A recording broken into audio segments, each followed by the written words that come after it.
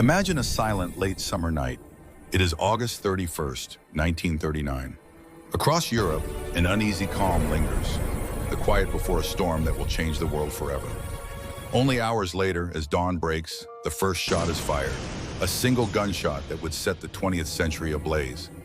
The invasion of Poland was no accident. It was the calculated beginning of a war that would consume more than 60 million lives. A war born out of ideology, greed, and contempt for humanity itself. Across villages and cities, radios whispered rumors. Soldiers seen on the borders, trains moving at night. Farmers paused their work, sensing that something irreversible was approaching. In Berlin, lights burned late in the Reich Chancellery. In Warsaw, church bells tolled under a sky heavy with dread. The world was holding its breath, unaware that by sunrise, the peace of Europe would be shattered beyond repair.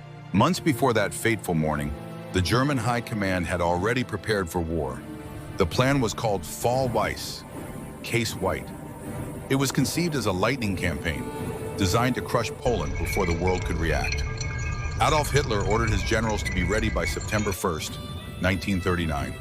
The attack would come from three directions: north, south, and west. A swift strike meant to encircle and annihilate the Polish forces. German intelligence gathered maps, railway data, and troop movements.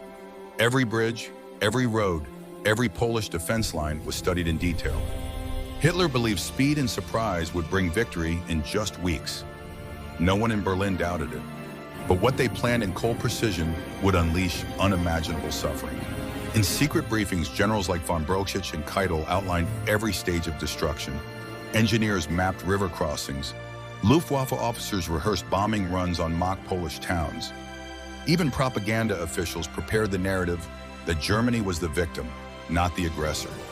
By late August, over 1.5 million German soldiers waited on the border. In plain sight. Tanks fueled, guns loaded, engines idling in the darkness. The invasion was not just military strategy. It was the orchestration of terror dressed as order. For Hitler, Poland was not merely a military objective. It was the first step in his vision of Lebensraum, living space for the German people. He saw Eastern Europe as territory to be conquered, its people to be subjugated. Throughout the summer of 1939, diplomacy was a theater of deceit. While Hitler promised peace to the world, his troops massed on the Polish border. At the same time, Britain and France tried to contain the crisis, but they underestimated the ruthlessness of the Nazi regime. Hitler was convinced that the Western powers would not act. He gambled that they would abandon Poland, just as they had abandoned Czechoslovakia the year before. That confidence, born of arrogance, would soon ignite the world's greatest catastrophe. Inside Hitler's inner circle, men like Goering, Goebbels, and Ribbentrop reinforced his delusion. They told him that the British lacked will, that France was divided, that no one would risk another war. Goebbels prepared radio speeches, framing Poland as a brutal oppressor of ethnic Germans. Each word, each lie was another spark thrown into the powder keg of Europe. Meanwhile, Polish intelligence warned their government of German movements, but Warsaw's pleas to London and Paris were met with reassurances, not action. The stage was set for tragedy. Then, in late August 1939, came a shocking twist. Germany and the Soviet Union, bitter ideological enemies, signed a non-aggression pact, the Molotov-Ribbentrop Pact.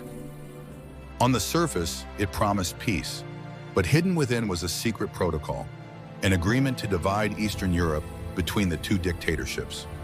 Poland was to be carved in half, like a map drawn in blood. The world was stunned. Stalin and Hitler, two sworn foes, now stood side by side, not in friendship, but in cynical calculation. With that pact signed, nothing stood between Hitler and war. In the Kremlin, Stalin raised his glass to Ribbentrop, calling it a pact of peace for the future. In truth, it was a pact of conquest. Soviet diplomats smiled for photographers, knowing that soon the Red Army would cross its western border. In Berlin, Hitler was euphoric. The nightmare of a two-front war had vanished overnight. Within days, orders were sealed. The German army stood ready, and Europe's fate was sealed by ink on paper. On the night of August 31st, the final piece of Hitler's plan fell into place. A small German radio station near the Polish border, Gleiwitz, was attacked by men dressed in Polish uniforms. They seized the microphone and broadcast a short message in Polish, claiming that Poland had attacked Germany. It was all a lie. The attackers were SS men acting under German orders, and the Polish soldiers found dead at the scene were prisoners murdered to make the deception believable. By dawn, the lie had served its purpose. Germany would claim it was striking back, and the world would awaken to war. The operation was codenamed Himmler. Across the border, similar staged attacks unfolded: radio towers, customs posts, even railway stations. These false flag assaults gave Hitler the illusion of justification. As the last broadcast faded into static, SS officers filed reports declaring victory over an enemy attack. The lie was complete, ready to be repeated in every newspaper across Germany the next morning. At 5:45 a.m. on September 1st, 1939, the German battleship Schleswig-Holstein opened fire on the Polish fortress of Westerplatte. The first shells of the Second World War screamed through the air. Across the border, hundreds of thousands of German soldiers advanced. Tanks crushed through fields. Planes roared overhead, dropping bombs on cities and villages. It was Blitzkrieg, lightning war, unleashed for the first time. The Polish army fought bravely but was hopelessly outnumbered. In the skies, the Luftwaffe dominated. On the ground, mechanized divisions moved with terrifying speed. Within days, Poland was burning. The war that Hitler promised would be quick became a tragedy beyond imagination. Civilians watched in disbelief as columns of tanks rolled past their homes. In the city of Łódź, churches burned. In Warsaw, air raid sirens screamed without pause. Reporters described endless traffic of refugees, wagons mixing with artillery. German propaganda films showed liberation, but behind the lens lay ruin. In the air, the Stuka dive bombers' sirens howled, a sound that would haunt Europe for years to come. As the front lines advanced, it was the civilians who paid the highest price. Families fled their homes, carrying what little they could. Children cried as bombers circled above. Entire villages were reduced to ashes. On the roads, endless columns of refugees stretched for miles. Farmers, mothers, the elderly, moving through dust and fear, searching for safety that did not exist.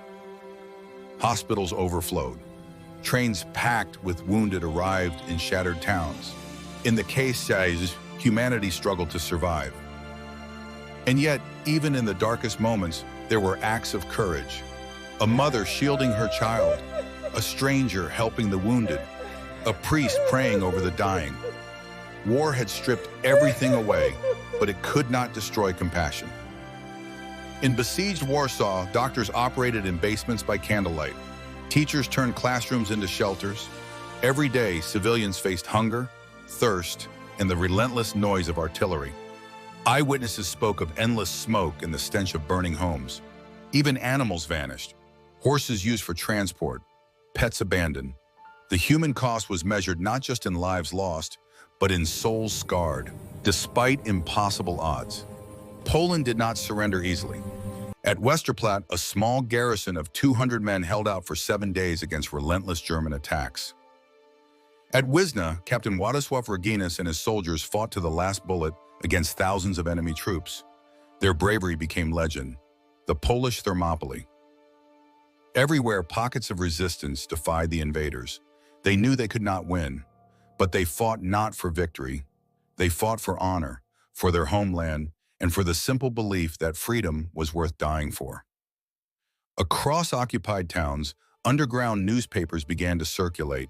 Teachers held secret lessons. Priests hid fugitives in church cellars. The first networks of the future Armia Krajowa, the home armies, were already forming. Even as the government fled into exile, its soldiers kept the flame alive. They carried with them not just rifles, but memory, the belief that Poland's soul could not be conquered. Then, on September 17, 1939, came betrayal from the east. While Poland still fought Germany, the Soviet Union invaded from behind. Polish soldiers who had resisted the Nazis now faced the Red Army as well. Two enemies, two totalitarian powers, crushing a single nation caught between them. The pact made in Moscow was now fulfilled in blood. Within weeks, Poland was gone, its land divided, its people under occupation. The heart of Europe had been torn apart. Soviet troops entered eastern Poland with promises of liberation, but arrests and deportations began almost immediately. Thousands of officers and intellectuals were captured, their fates sealed in secret forests like Katyn. Families were forced onto trains bound for Siberia. The Red Star replaced the swastika, yet oppression wore the same face. When the smoke cleared, Poland lay in ruins, cities destroyed, families scattered, an entire generation marked by tragedy. But from those ashes rose something unbreakable, the spirit of a nation that refused to die. The invasion of Poland was the spark that ignited the Second World War. It showed the world what unchecked ambition could unleash and how fragile peace can be when truth is twisted into lies. More than 8 decades later, the echoes of that September morning still haunt us. They remind us that war begins not only with bombs and bullets, but with silence, indifference, and fear. And they remind us of a promise made in the ruins of Europe: never again. In the years that followed, the world would come to know the full extent of the horror, the ghettos, the camps, the systematic murder that began with the conquest of Poland. Yet even through occupation and exile, Polish soldiers fought on. In France, in Britain, in the skies above London. Their courage became a light in Europe's darkest night, and as history looks back, it sees not only the destruction of a nation, but the endurance of its spirit, a reminder that freedom, once lost, demands generations to reclaim.